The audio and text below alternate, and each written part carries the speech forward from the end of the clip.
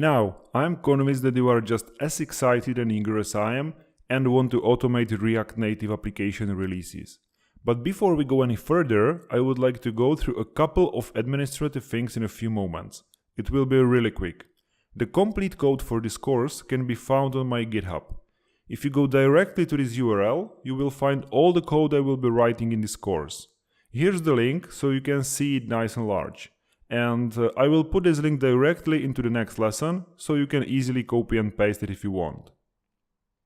And the second thing I want to mention is how to get help in this course. First, the best place is the Udemy discussion board. Often, whatever problem you have, there is a chance that someone else has it too.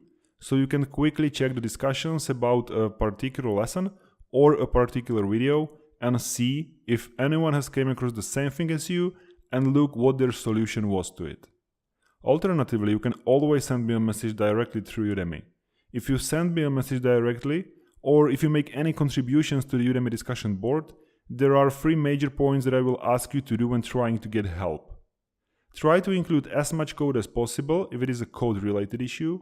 Try to include as much as possible of your environment descriptions if you have a problem when running some command in your terminal. And also send a screenshot of the particular error.